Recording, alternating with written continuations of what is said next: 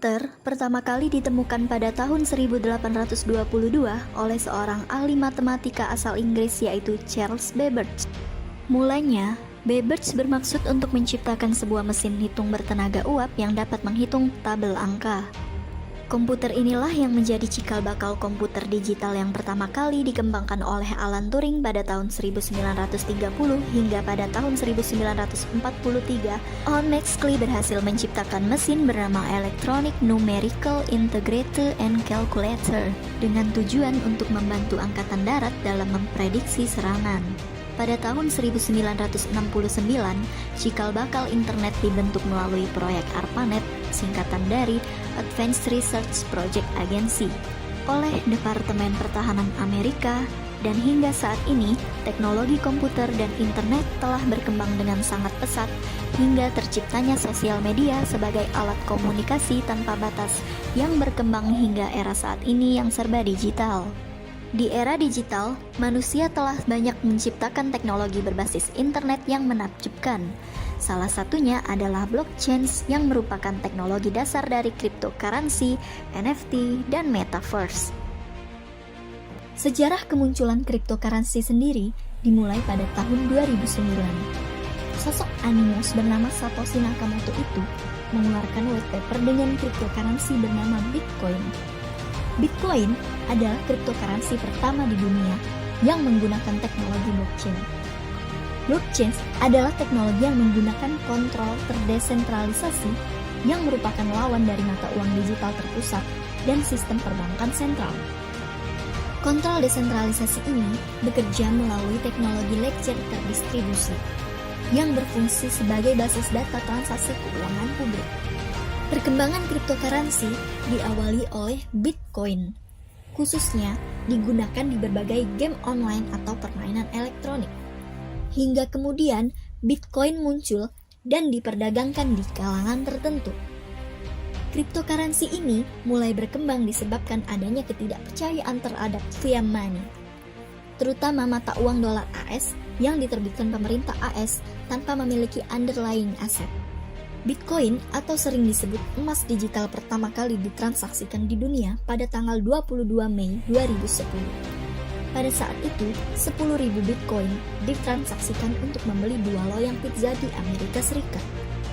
Waktu itu, harga Bitcoin masih US dollar 0,008 per Bitcoin. Kalau dikalikan dengan harga-harga kurs dolar terkini, jumlah itu setara dengan 112 per Bitcoin. Sejak pertama kali booming, cryptocurrency menuai pro dan kontra. Berbagai pihak memberikan respon beragam. Mereka yang pro beranggapan bahwa cryptocurrency terhindar dari inflasi. Proses transaksinya cepat, praktis, terbuka, dan tidak ada pihak yang mengatur, bahkan jejak digitalnya dapat dilacak. Sementara mereka yang kontra menilai cryptocurrency sebagai mata uang dengan fluktuasi nilainya yang tinggi, beresiko, serta tidak diakui oleh bank sentral. Namun, terlepas dari itu, cryptocurrency memiliki kelebihan dan kelemahan. Dari harga Bitcoin di bawah 1 sen, tahun 2011 mulai terjadi pergerakan yang fluktuatif. Bitcoin berhasil menyentuh 1 dolar.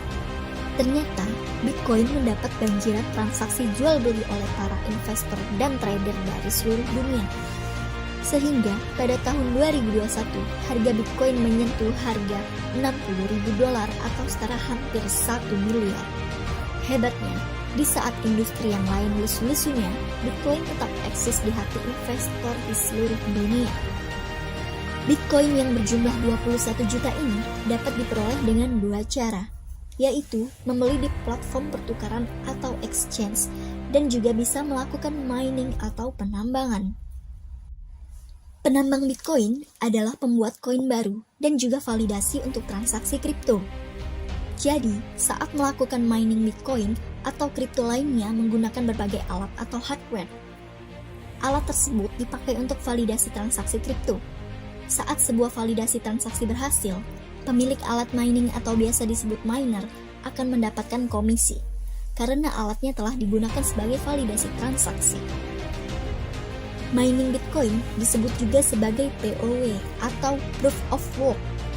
Namun, saat ini telah banyak juga kripto yang ditambang melalui aplikasi atau software yang dikenal dengan nama POS atau Proof of Stakes. Oke, kita bahas sedikit apa itu Proof of Stakes. Proof of Stakes atau staking adalah sebuah konsep pada aset kripto yang menjelaskan bahwa Anda sebagai pengguna dapat menambang atau memvalidasi transaksi kripto Anda sesuai jumlah koin yang Anda pegang. Sebagai penggambaran, semakin banyak aset kripto atau Bitcoin atau altcoin yang dimiliki oleh penambang, maka nantinya mereka memiliki daya tawar yang tinggi dalam menambang suatu aset kripto. Contoh cryptocurrency yang mengadopsi sistem ini adalah Ethereum 2.0, yaitu Cardano dan Digri Crypto Token. Dan ada banyak negara yang melakukan penambangan Bitcoin seperti Kazakhstan, Amerika, Rusia, Nigeria, bahkan di negara Asia seperti Vietnam dan Filipina. Bahkan ada negara yang sudah melegalkan Bitcoin di negaranya seperti El Salvador. Di sana, penggunaan Bitcoin sebagai alat pembayaran biasa. Namun, ada pula Cina yang melarang menggunakan cryptocurrency dan juga memerintahkan semua bank layanan platform agar tidak memberikan layanan menggunakan mata uang virtual. Meskipun Bitcoin dan kawan-kawan banyak mendapatkan pro kontra, sederet kalangan populer pun membuat heboh dan turut mempromosikan cryptocurrency. Sebagai contoh pendiri Twitter, Jack Dorsey dan Elon Musk, CEO SpaceX sekaligus arsitek produksi Tesla, mereka telah sepakat untuk membahas prospek cryptocurrency dan mendorong perusahaan juga sepakat untuk mengadopsi Bitcoin.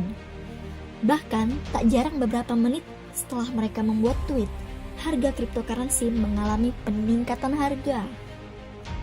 Selain Bitcoin, ada lebih dari 18.000 cryptocurrency lainnya, baik koin maupun token seperti Ethereum, Dogecoin, Binance Coin, Tron, Digri Crypto Token, dan masih banyak lainnya. Untuk dapat melihat statistik harga, volume, dan lain-lain, bisa mengunjungi situs coinmarketcap.com. Di Indonesia, cryptocurrency dikenal dengan nama aset kripto yang dapat digunakan sebagai alat investasi yang dapat diperdagangkan di bursa berjangka. Perdagangan aset kripto di Indonesia diatur dan diawasi oleh Badan Pengawas Perdagangan Berjangka Komoditi atau Bapepti.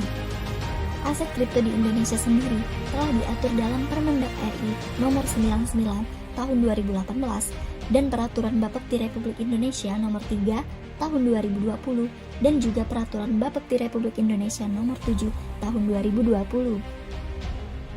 Peminat kripto di Indonesia semakin hari semakin meningkat pesat. Indonesia menempati peringkat 30 besar di bawah Malaysia dan Vietnam dalam kepemilikan aset kripto pada tahun 2021 berdasarkan data dari AAA. Selain itu, menurut data dari Kementerian Perdagangan Republik Indonesia per Februari 2022, jumlah pemilik aset kripto di Indonesia telah mencapai 12,4 juta dengan nilai transaksi mencapai 83,8 triliun. Indonesia bukanlah negara yang mengisolasikan diri terhadap perkembangan aset kripto. Hal tersebut ditunjukkan dengan berbagai perkembangan dan bahasan terhangat seputar aset kripto yang melingkupi adopsi aset kripto tanah air pada tahun 2021. Pertumbuhan investor aset kripto di Indonesia juga terlihat dari meningkatnya jumlah media serta akun media sosial yang menyajikan konten seputar aset kripto. Dalam perkembangan aset kripto di Indonesia, banyak diwarnai dengan berbagai topik hangat yang menyelimuti selama beberapa waktu terakhir, seperti dikeluarkannya daftar aset kripto yang legal di Indonesia. Pada tahun 2021, Badan Pengawas Perdagangan Berjangka Komoditi atau Bapepti sebagai otoritas yang mengatur hal tersebut, mengeluarkan kabar terbaru terkait aset kripto di Indonesia. Di antaranya adalah 17 daftar bursa legal yang berhak membuka operasional di dalam negeri.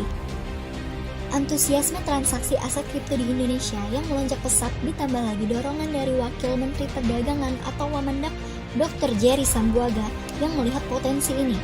Maka Kementerian Perdagangan membentuk ekosistem sehat untuk aktivitas perdagangan aset kripto.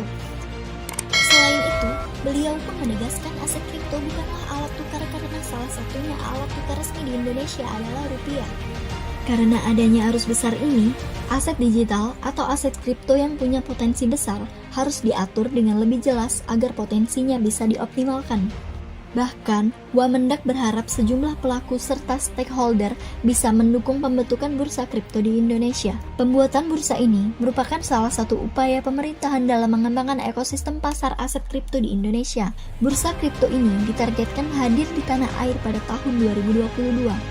Besaran angka transaksi kripto di Indonesia sudah melebihi jumlah investor pasar modal di Bursa Efek Indonesia. Keberadaan bursa di Indonesia ini kelak dapat membantu masyarakat untuk bertransaksi aset kripto dengan aman melalui regulasi yang ada. Selain itu, tentunya bursa ini juga dapat mendulang pajak dari pelaku aset kripto yang bertransaksi sehingga dapat menjadi pemasukan bagi negara. Kemunculan aset kripto ini juga dihebohkan di kalangan artis atau public figure. Selain aset kripto besutan para artis, terdapat banyak sekali aset kripto lokal yang dibangun oleh developer-developer yang hebat, seperti di Crypto Token, Kunci Koin, Vexanium, Toko Token, dan Pintu Token. Bicara tentang teknologi blockchain dan dunia digital, tidak hanya tentang aset kripto. Ada pula NFT atau non-fungible token. NFT adalah bagian dari konten digital yang ditautkan ke blockchain. Ada banyak sekali NFT yang populer di dunia dengan harga jual yang fantastis seperti CryptoPunk dan Bored Ape Yachts. Di Indonesia sendiri, baru-baru ini muncul fenomena Gozali Everyday yang menjual foto selfie-nya sebagai NFT market OpenSea dengan volume transaksi mencapai 397 ETH atau setara 36 miliar. Selain NFT, ada pula yang namanya Metaverse. Metaverse adalah dunia virtual yang memungkinkan antar pengguna dapat saling terhubung, dapat berkomunikasi, bekerja, bermain, sampai bertransaksi layaknya di dunia nyata. Ada banyak contoh cryptocurrency yang mengadopsi konsep Metaverse ini seperti Sandbox dan Decentraland. Indonesia pun punya Metaverse sendiri yaitu Ransverse besutan Raffi Ahmad dengan VCG-nya. Kombinasi antara cryptocurrency, NFT, dan Metaverse digadang-gadang dapat menggantikan transaksi di dunia nyata. Perubahan teknologi yang terus berkembang ini diharapkan dapat membawa manfaat serta dampak positif bagi masyarakat. Untungnya, saat ini sudah banyak masyarakat yang telah melek akan aset kripto.